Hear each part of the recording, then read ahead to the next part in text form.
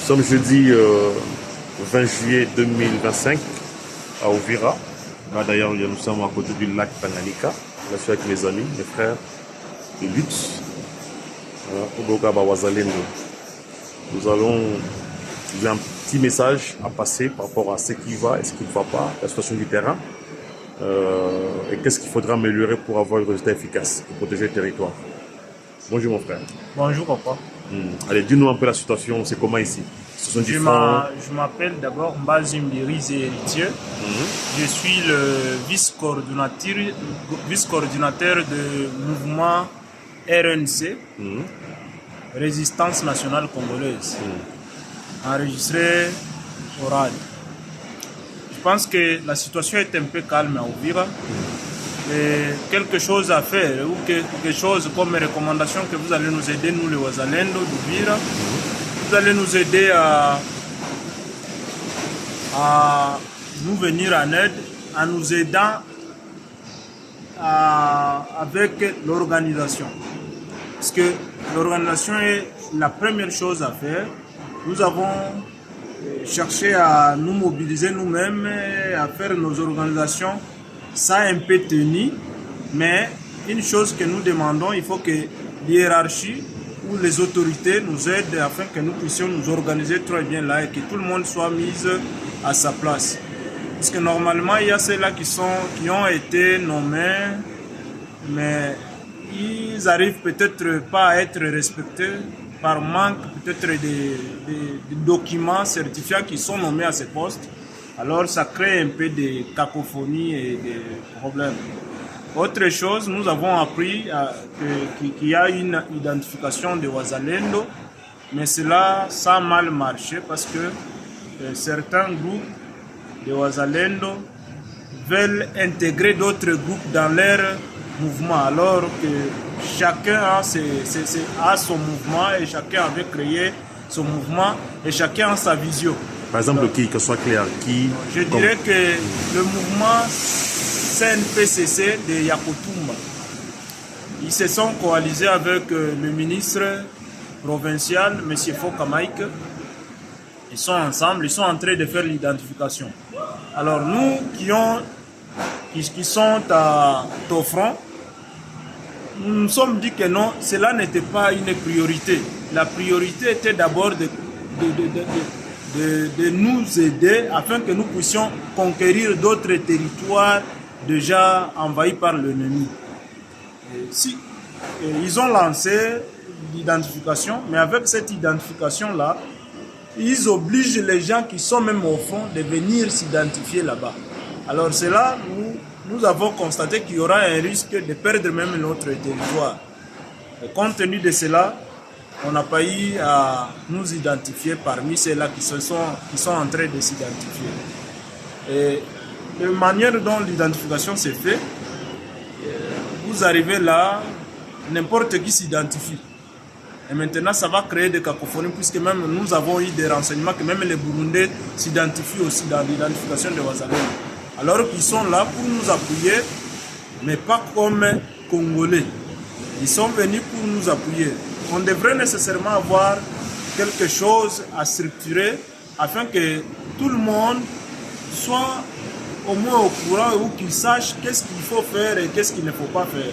Ceux-là qui sont venus, ils ont acheté des machines, selon ce qu'on nous a appris. Ils ont acheté des machines au Burundi, deux machines pour $800. Ils sont venus avec leurs machines, je ne sais pas s'ils ont utilisé quel logiciel. Et ils commencent à enregistrer les gens moyennant cela. Mais toutes les fiches qui sortent de cette machine sont enregistrées comme CNPCC, de Cher Yakotumba. Alors, cela a créé des isamies et des confusions et aussi peuvent aussi susciter des conflits puisque chaque mouvement a son nom. Comme je m'étais présenté, je dis que nous sommes de la RNC. RNC qui veut dire Résistance Nationale Congolaise, qui a comme commandant Hôtel qui est au front. Alors, si une fois nos éléments de troupes aillent s'identifier à un autre nom, ça crée déjà des isamies. nous demanderons que le gouvernement ou les autorités nous aident de stopper d'abord cela, puisque ce n'est pas encore le temps d'identifier les gens. Qu'ils nous aident à conquérir d'abord les territoires occupés, après on aura le temps d'identifier ces gens. Puisque et dès qu'ils vont faire cette identification, nous demanderons qu'il y ait une délégation, un mandat officiel pour lancer cette identification. Puisque normalement, cela crée des usagers. Est-ce que l'identification est faite par la RAD ou pas? Est-ce que la RAD est La RAD impliquée? n'est pas au courant, puisqu'on a eu à contacter la RAD, les responsables de la RAD, ils ont dit qu'ils ne sont pas au courant de cette identification. Ok, d'accord. Merci beaucoup. Je vous en prie. Bonjour, commandant. Bonjour. Je te dis Awa pour la situation quand même des Zali. Au ça fait moi l'impression par rapport à la situation sur le terrain. Bon. Et qu'est-ce qui va déjà et qu'est-ce qui ne va pas? Comment on a makelele mukende ali G2 pour wazalendo territoire na coordination na uzali 15 mouvement leta na polo ba soki na lobby mouvement na biso moko te mawana kozana na kasi kolanda moto ya renseignement na ndenge tosala ya kosenga na gouvernement ndikonanga uti kolo makambo ebele na kosenga na gouvernement soki elobi ke ekobanda kobimisa bamunisio na donc na mbongo biloko ya gouvernement ekobunga parce que awa moi uti toza déjà na 2 mois secteur Sud Kivu ebimisaki 80 box napesaki na maboko ya général ya kutumba lokola coordonnateur ya bazalendo na ndenge moko nani bapesaki fonction na ye na kati ya chambre toyebi te masasi wana kokoma na ligne de front te nde ye moko ya secteur ata gouvernement botuni ye akoyebisa bino likambo wana baye kokanga 60 box na kote ya makobola ya kutumba bimisi lisusu bamunisio wana na ligne de front po ezonga na Fizi. Siko moto aza na ligne de front masasi ekobima lisusu na ligne de front po ezonga na nani na territoire na bango na Fizi. Soki bozwi nini biloko bopesi makanaki azalaki na 2 mortier 82 ole mortier wana ni munduki wana ekende na ligne de front abimisi munduki wana ake kokunda ngo lisusu na ngomba kuna esika fro ezali te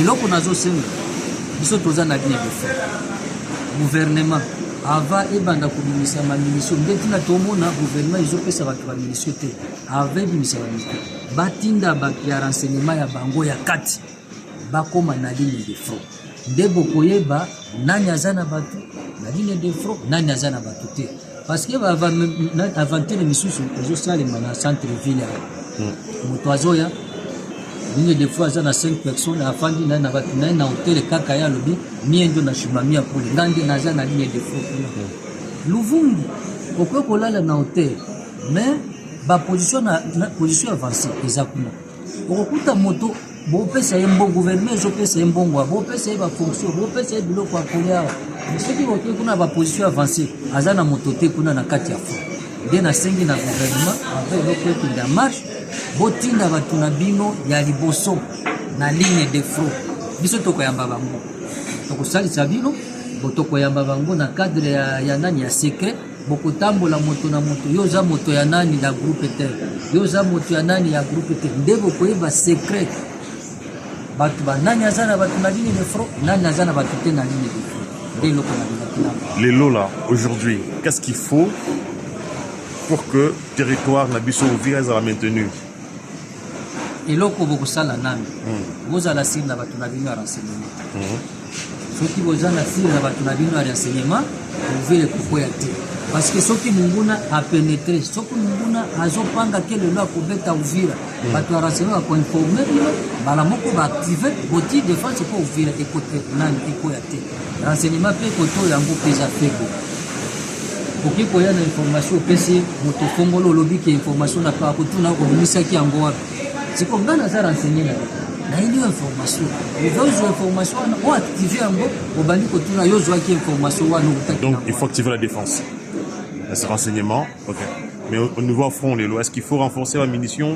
Est-ce qu'il faut un drone? Il faut qu'il y ait un avion, secouer les caca, et bête dans la position arrière ou quoi? Côté il y a drone, il faut de ces drones les amis. La drone na bango. Sikoyo na côté bazalendo ndio tozala na drone. Bon, on est faut formation, donc autrement dit rate quoi. Il faut rate et former bino. Deux ans va drone. Bazali, tozala ba licencié. Licencié bazali kula za licencié. On va licencié na vie de frokuna. Bango pe bazola la nasi. Sokira déjà gouvernement pesira de la moyen. Bon, il y a une formation, ils ont besoin de mingi, la seule formation dans la Mokoba. Ce qui est l'aura de former 10 000 Wazalendo, est-ce que vous pensez efficacité dans le terrain? Oui, bon ça. Attends 5 000. Attends 5 000. Donc territoire verrouillé. Automatiquement. Voilà, donc tout ce qui est dans le gouvernement pour ouvrir à écouter et activer l'enseignement. Merci. Aujourd'hui, le col la munition. C'est vrai, munition est par des sites aux oies, mais à moquer. Les a moqué. Mais ceux qui ont une munition, le col va commander, mais ils ont belé. Et pour Bunga, na lobby au Koya Kozongawa, au Koya Koya, où il y a une munition, ceux qui ont une Kinshasa va Kangio. On a mis, il va commander, mais ils ont belé.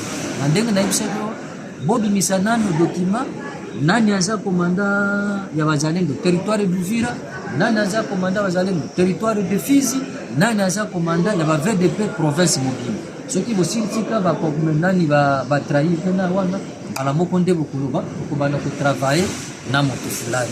Wana mais ce qui lelo bandiki to bandi boy. Bazo sala ndena ba connaissance. Moto vice gouverneur na vice gouverneur nde il faut ba commander mes mosusu ndeti nozomona moto na moto aza na valide na. Merci. Merci Mingana.